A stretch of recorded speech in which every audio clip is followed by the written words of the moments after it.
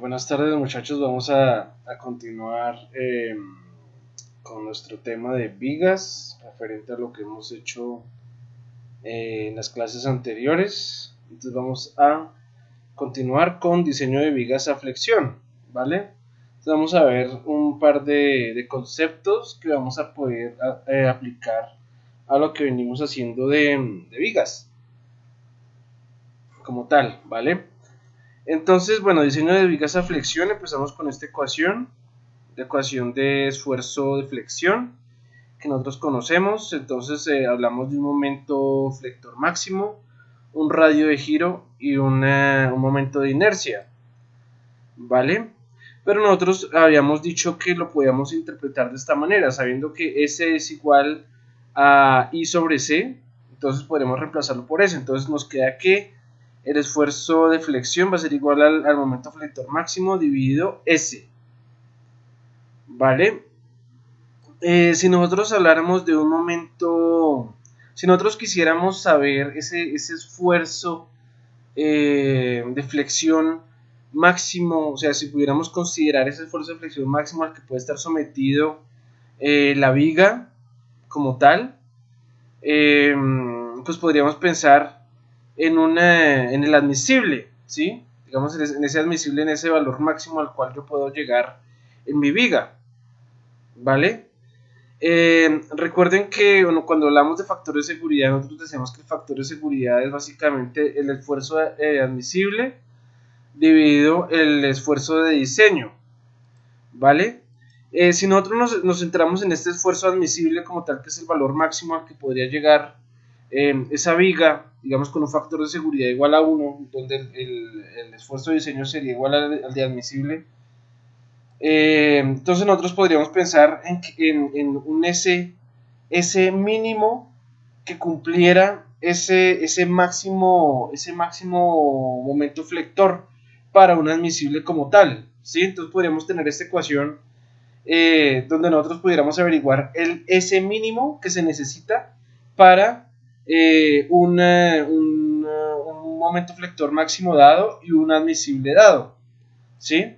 De esa forma nosotros podríamos seleccionar una viga de acuerdo a su S, ¿vale?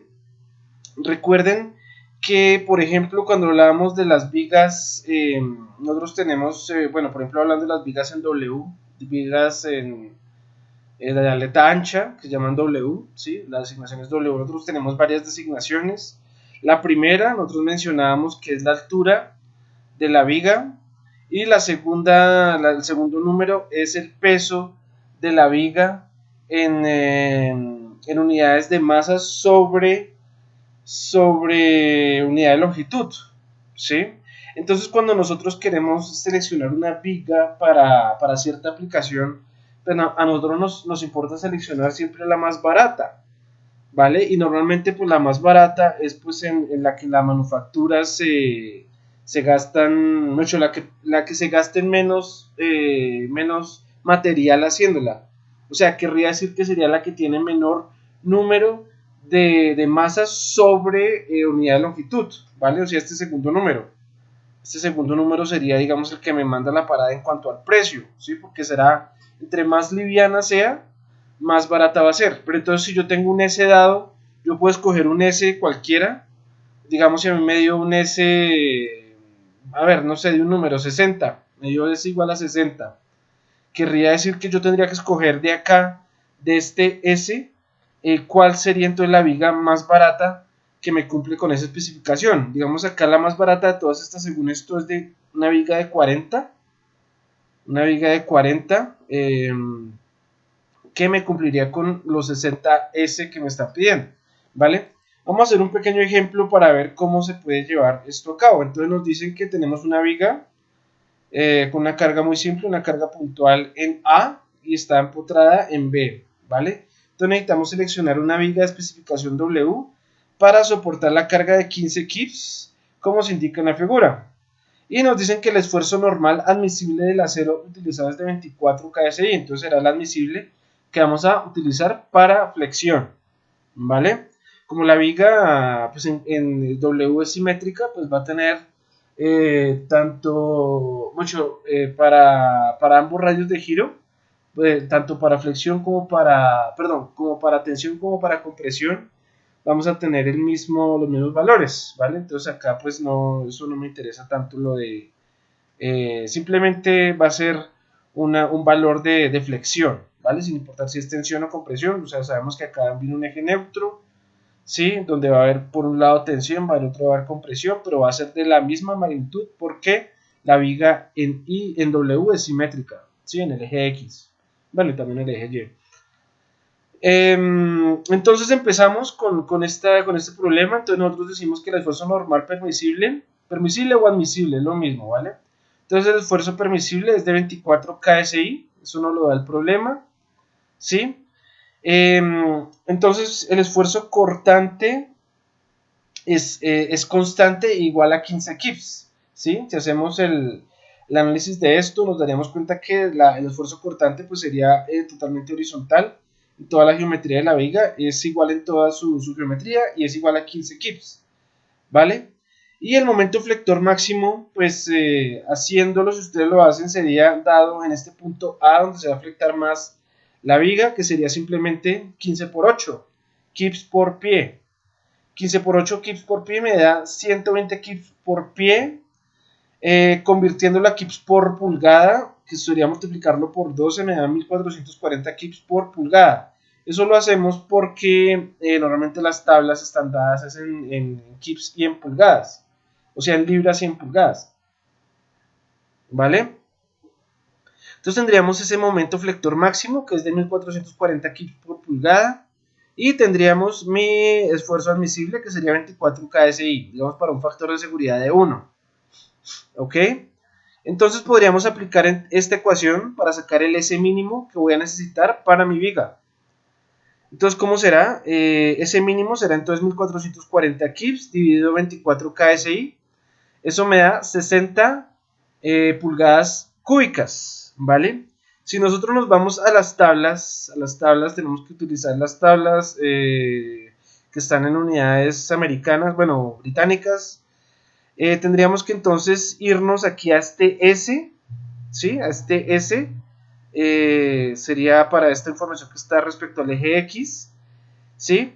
Para este S, entonces hallaríamos cuál sería entonces el mínimo valor. Mire que acá me da este W16 por 40, me da 64.7.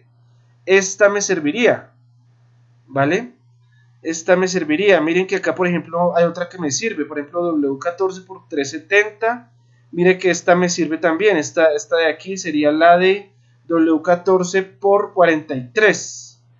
Me da también este S que es de 62.7.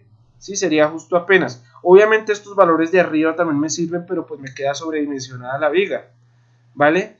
Sería simplemente esta de 62 o esta de 64. Si nosotros vemos las demás designaciones en W, pues va a haber varios tipos de vigas que me van a funcionar. Digamos, si hiciéramos un listado, nos daría algo como esto, ¿sí? Varias vigas que con diferentes alturas me da el S requerido, ¿vale?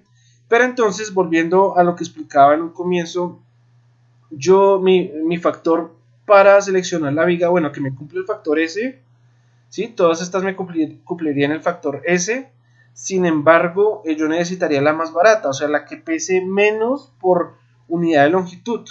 En este caso sería esta de 40, porque vemos que es el menor número entre todas estas que hemos seleccionado, ¿sí? Sería, por ende, entonces, la más barata y la más conveniente, ¿vale? Entonces la viga a escoger en este caso sería la W16 por 40, porque me cumple el índice de S, ¿sí? Yo necesito 60 y esta me da 64 y es la más barata, la más liviana en unidad de longitud, ¿sí? Si vemos la tabla, miren, dice un perfil de aleta ancha se designa por la letra W, seguida la altura en pulgadas y el peso en libra por pie, ¿vale? Entonces ese peso estaría dado en libra por pie, ¿vale?